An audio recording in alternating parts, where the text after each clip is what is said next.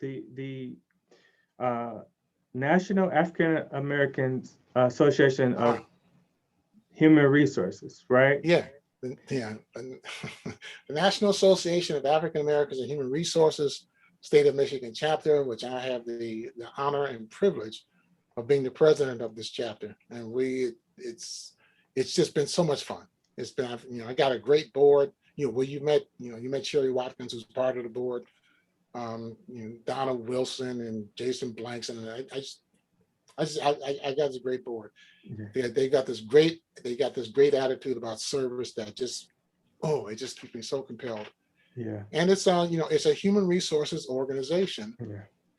in much the same way that Detroit SHRM is an organization, in much the same way that Michigan SHRM is an organization, in much the same way that HR Unite, which you and I are going to be attending in the next couple of weeks, is an organization. Each one has their angle.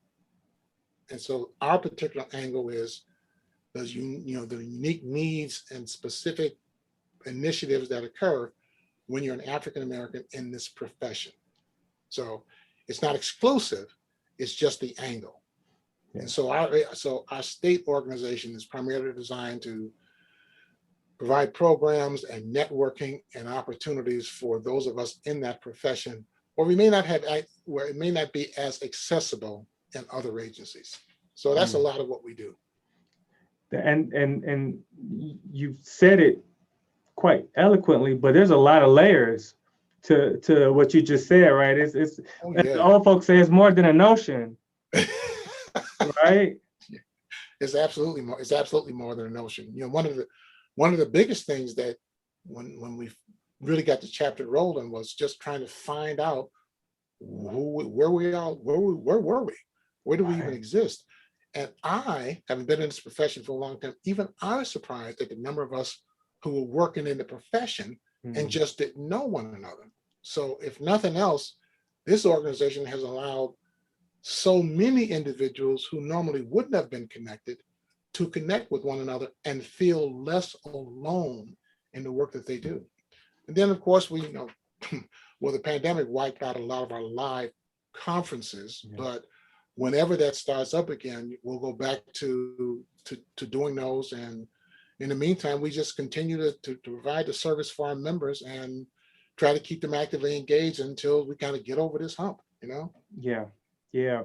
When Sherry was on the podcast, she talked about, there's this feeling that there's so many Black people in these departments that may be the only person in leadership or the only Black person in HR, and they kind of feel like they're alone and out on these islands, and then they realize, oh, you're doing something similar. You feel, now we have this community that we're building so that we can lean on and support one another, right? Yes. And I mean, when I saw that, she spoke about that so eloquently, and she was right on point. In that it's very easy. Well, the notion is when you're the only one in the room, what does that mean?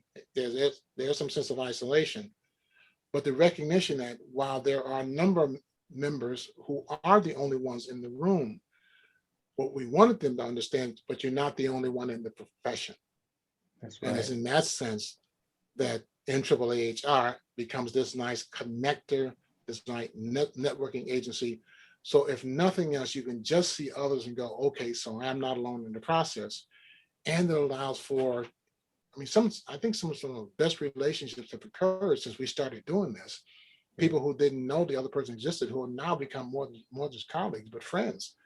That's right. And when we see them at events, when we go back to live events, when we see them at events, it's just so reassuring to know that, or to have any number of them give us the feedback. Well, I didn't even know this person until you provided this event. Now that we've connected, we've almost become inseparable. It's like we've known each other for a long time.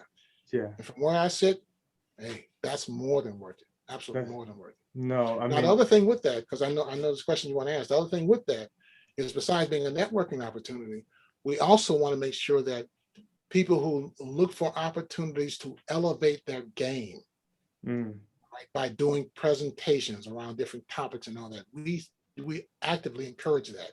Yeah. And so, so during the pandemic, we've had two primary events on a bi-monthly basis. We've done When Women Lead, and that's African American women who present topics for women who aspire to be in leadership roles or are currently in leadership roles. And the other bookend is what we call Corner Conversations, African American men, pretty much the same format. And that's what we've been doing for these last several months. And that has worked out well. So, we just keep the momentum going, and we'll see what happens whenever we get back to live events. Yeah, but the other piece is some of the stuff that isn't advertised, is that the network of being able to lean on someone, especially in these times where no one really knew what was next, and we were sort of laying down the track right in front of us and say, how are you handling this? And having those resources in that network to say, what are you guys doing at your company, and sharing these best practices to kind of figure this thing out, because this pandemic took everybody by surprise, right? Everybody. Yeah. It sent everybody home, and we had to figure out what to do with it from that point forward. So you're right. Being able to share best practices, being able to share experiences, being able to just have a personal dialogue with someone. That's right. Around these particular issues, that just becomes so paramount and so important, especially as we start to come out of this now. That's right. And I would be remiss if I didn't say, the last holiday event that NAAAHR had was in December of 19. And it's where I met Erica White, my colleague and coworker, and my mentor, Angela Dean, who I, just ran into, right? And just, again, when you put awesome people in a room, you let the rest of it take care of itself, right?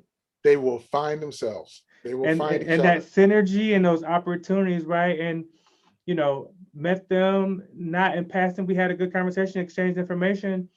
And then, 6-7 months later, we're on the same team. And putting that event on, encouraging that community and that collaborative environment changed my career. And I'm super thankful for you even giving us that space to even meet one another. Well, and we're all the better for it, because now that you are part of Angela Dean and Erica, and now you, that expands our network.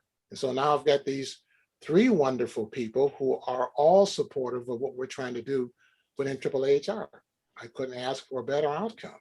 And when those kinds of things happen, and one thing, I appreciate the testimony on that, because that's the thing that we're trying to do with the organization, to get people in the same room, to have a conversation, to meet, to exchange dialogue around issues they're trying to resolve, or just have a glass of wine with someone to whom you can say, let me tell you what it's like to be the only one in the room, and have someone say, and when you're finished talking about it, let me tell you about mine. Yeah.